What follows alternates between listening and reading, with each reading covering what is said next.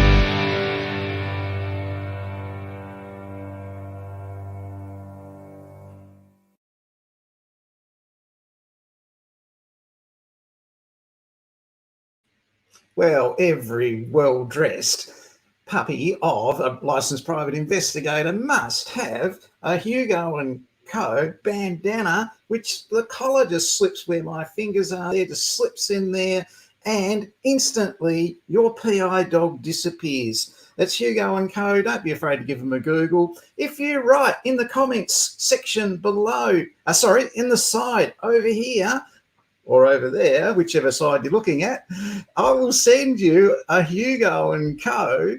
doggy bandana. Just tell me whether you've got a big dog, medium dog, or small dog, and then PM me your postal address. Easy as that. Stick a comment over there, name your dog, and I will send you one of the camo bandanas.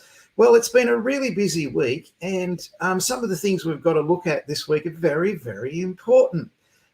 First of all, let's go to investigation associations. An investigation industry association sounds like a whole bunch of old people standing around singing the national anthem.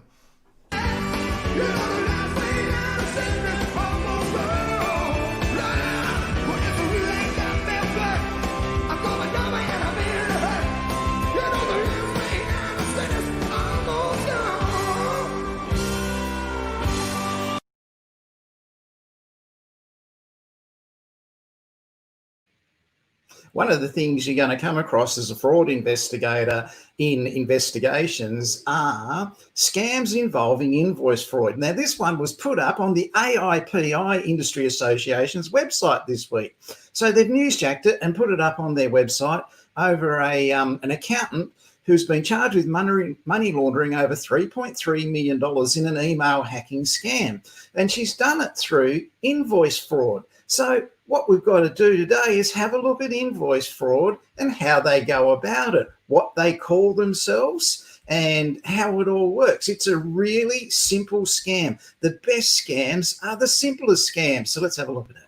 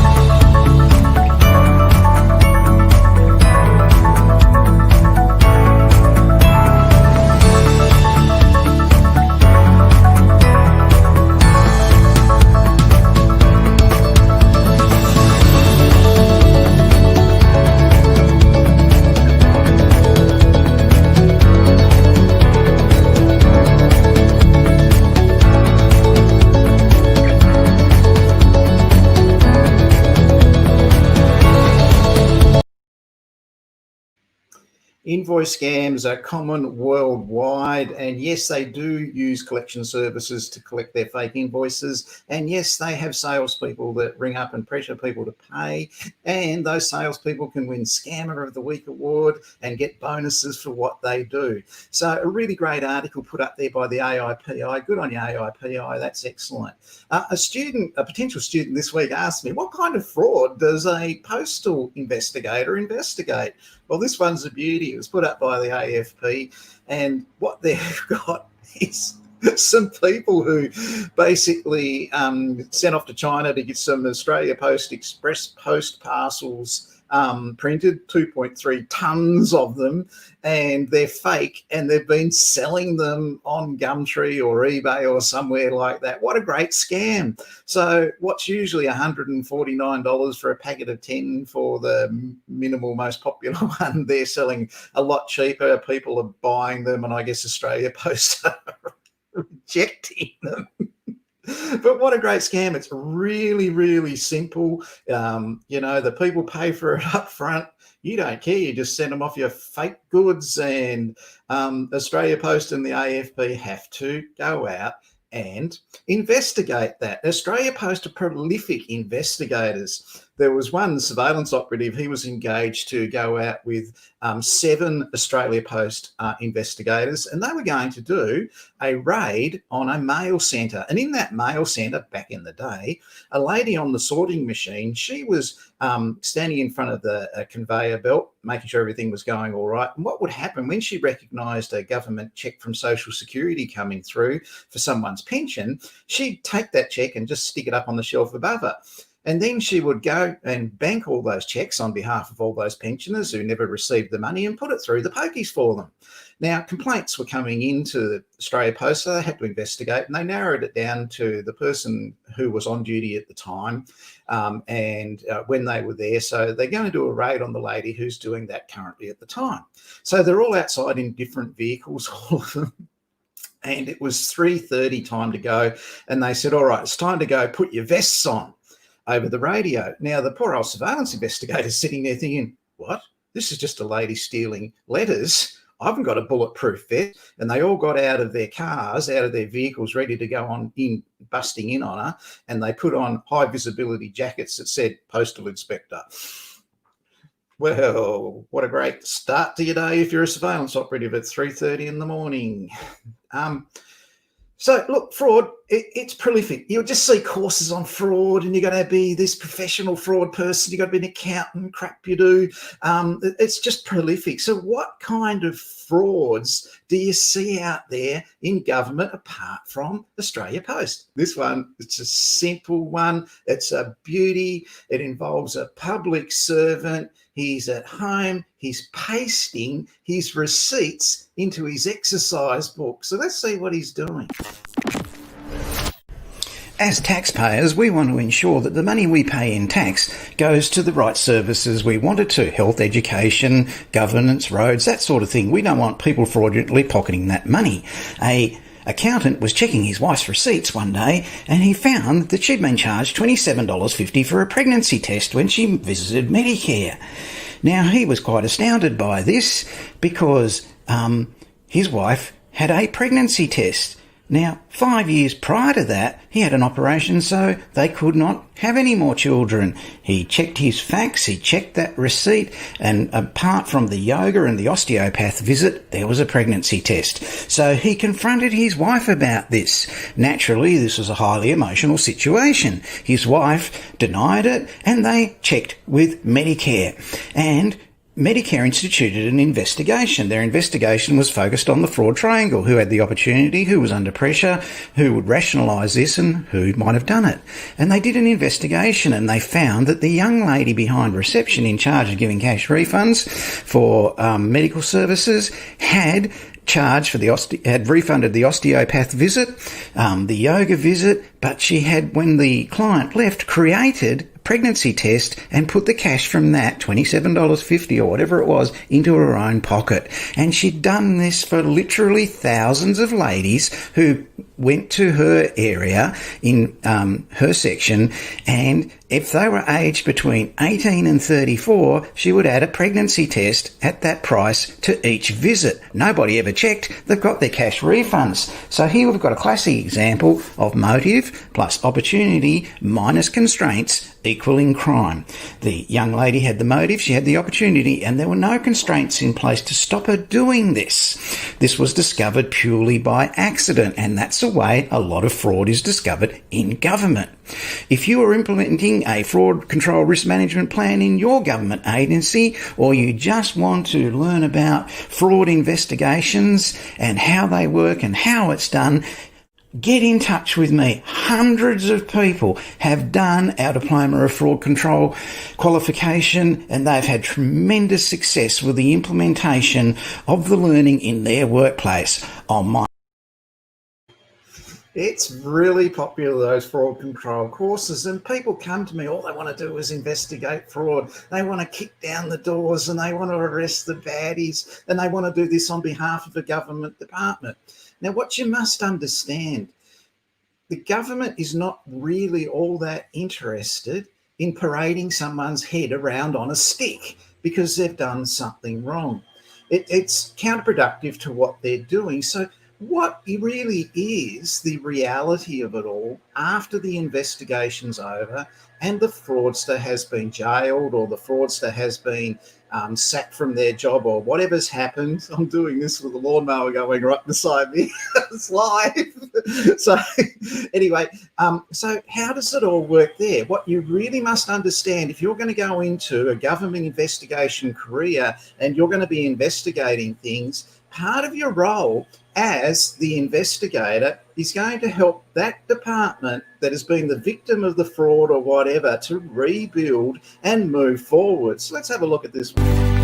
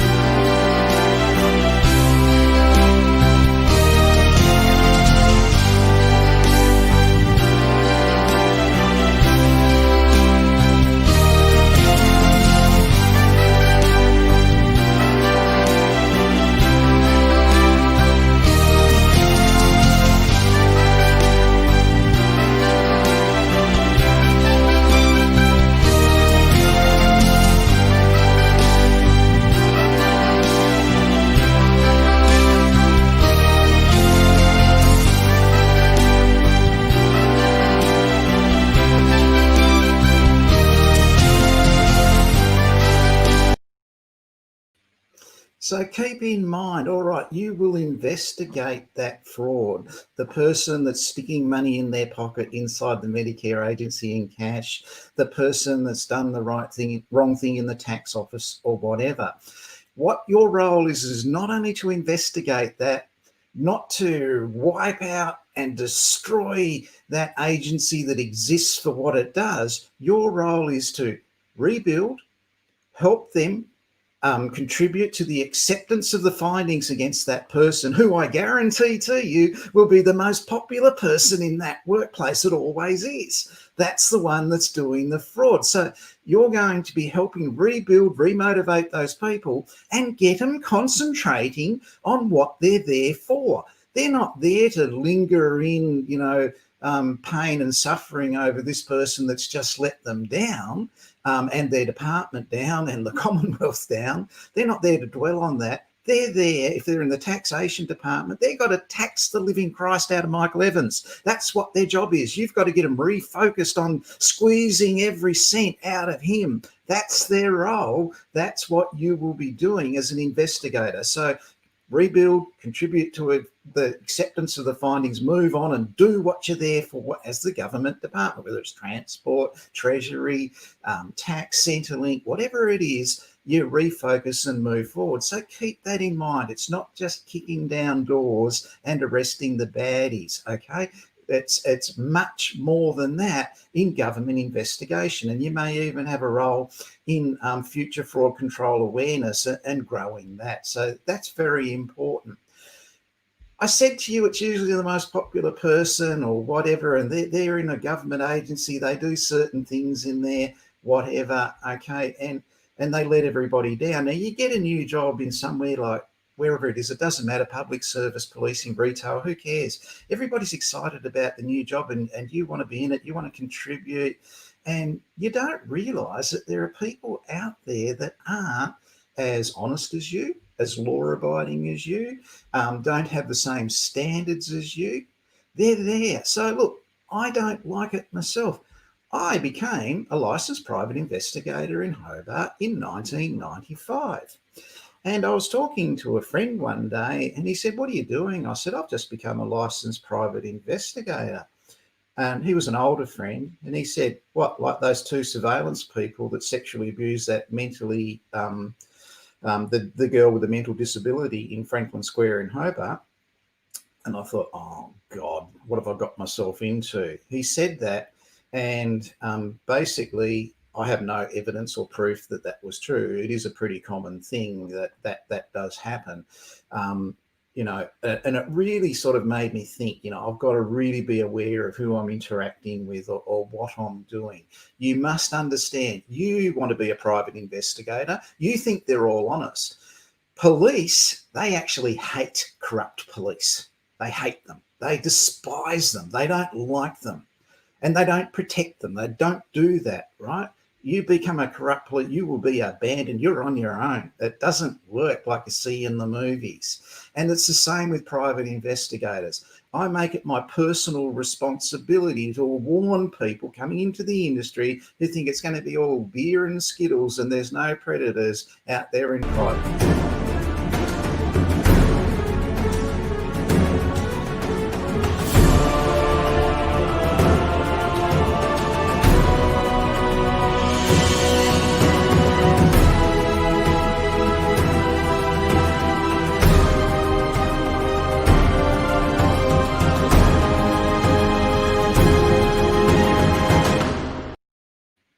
You get yourself involved in Facebook groups that are there just to promote predatory behaviour with young newcomers in investigations and you sucker for it, it's going to leave a nasty taste in your mouth. So don't do it. If anyone offers you free training in surveillance and you think, oh, how exciting, I'll go and do that, say no. Don't get involved in it. Do not go with anyone. Check with their employer. If they want to give you training in surveillance, make sure that the employer knows and the second in charge knows and they know where you are and where you can be contacted. All right, that's fine. They will do it properly. You don't go and jump in with the first person who's unqualified, who's probably not even licensed anymore. So be very aware that exists in private investigations. No matter how exciting it is, There's predators there like there are in the police, like there are in retail, like there are in the education system, like there are in the health system. They exist everywhere. It's not limited to this industry. But by being aware, you can circumvent that and you can prevent it ever happening to you. Just gotta let it go. I often sit and wish that I could just change my past. To think about you, Dad, there's so much shit that I could ask. Like, why am I still haunted by the day that you left? Okay, we've got a great position vacant for you today. This one's at my business, the Australian Security Academy. We are seeking 2 government investigation assessors. If you're a qualified government instructor and you have the assessment units of the TAE, training and assessment qualification, send me your resume, get in touch with me. We have just doubled our capacity with our trainers. We have 100 trainers throughout the country. We've been training people in investigations and regulatory compliance for 19 years and 7 months now. We're very serious about what we don't teach interstate trucking. We don't teach interpretive dance. We just teach investigators. That's it. And security risk managers and loss adjusters. We don't teach security guards. We teach investigators. We have a major contract starting in February next year where you will be assessing the work of 75 people every week for 6 weeks. And then you'll have a break for a couple of weeks. Then you'll have another 60 people to assess the work of. Then you'll have a break for a couple of weeks. And then you'll have another 28 people to assess the work of. This is high pressure stuff. You'll have those assessments on Friday afternoon and they have to be back on Monday morning. You must know your investigations. So if you know government investigations, you're qualified in it, you're qualified in the assessment units of the training and assessment, send through your resume to me. This is a great position. You'll be joining the Australian Security Academy. You can whack that on your resume and you can join the team here of over 120 people, 19 years, and next year we're going to be busier than ever. A lot of people ask me, why in the course do I have to learn the NATO alphabet? There it is, right in front of you. Now, look, it's really important that you know it. You might be out doing whatever you're doing and someone else might have to be doing the typing for you. So just imagine you're in this situation. You got a missing person, Jean-Francois de la Perouse. He was last seen at Research Bay in the D'Entrecasteaux Channel in Van Diemen's Land. All you're going to be doing for the next 3 hours is spelling that out using the NATO alphabet. So keep in mind, people, sometimes when you have an urgent case and you have to report in daily or hourly or whatever, and if you're in a place with a tricky French bunch of names like that or Indigenous names like we have throughout Australia, you will be using that NATO alphabet. The best way to do it is practice it. While you're driving, pick out some number plates and just practice it. Now, my students all get right into it because I ask them to, but I need to link it back to the reality of it. Those Aboriginal place names, the European place names can be very tricky, and people with European names can be very tricky. So if you have an assignment that you have to communicate on digital recording, any name like that, the NATO alphabet is critical to what you're doing.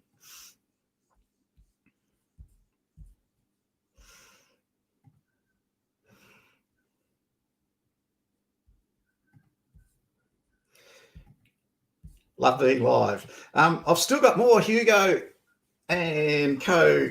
bandanas for your dog, please. If you are a private investigator and you've got a doggy who needs a fashionable camo bandana, get in touch with me. You even get one for you too. So you can put your camo bandana on and disappear into your garden and be a private investigator under bush and rural surveillance. So great fun. Just put your name, your pup's name in the comment section. I will send it. It's free. I'll send it to you. Okay, Hugo and Co are great supporters of the Australian Security Academy. You can Google them on Facebook. All right, it's time for our... So let's stay together.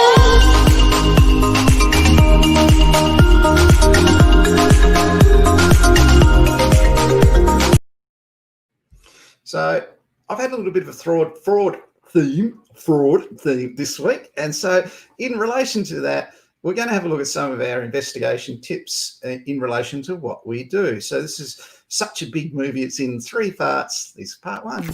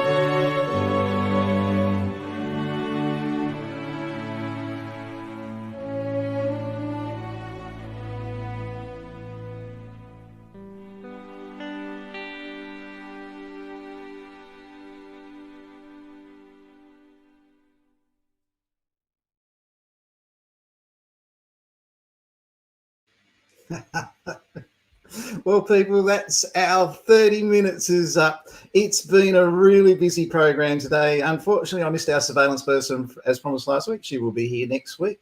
We will have our what to do in relation to swearing next week. and we're finalising our touches on our bug sweeping coming up very soon.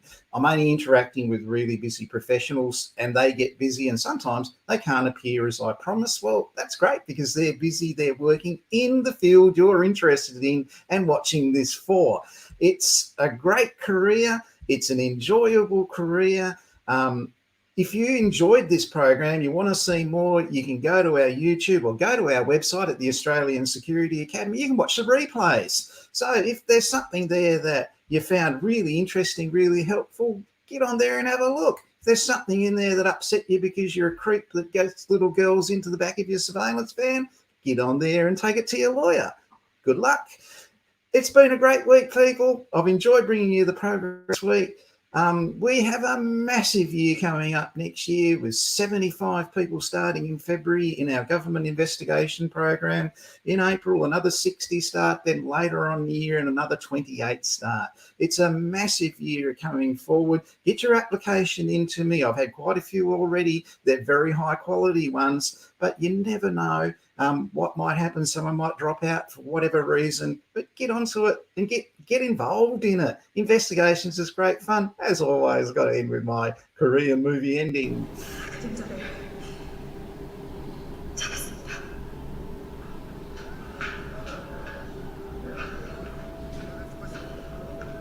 작전 종료. 전원 복귀할 것.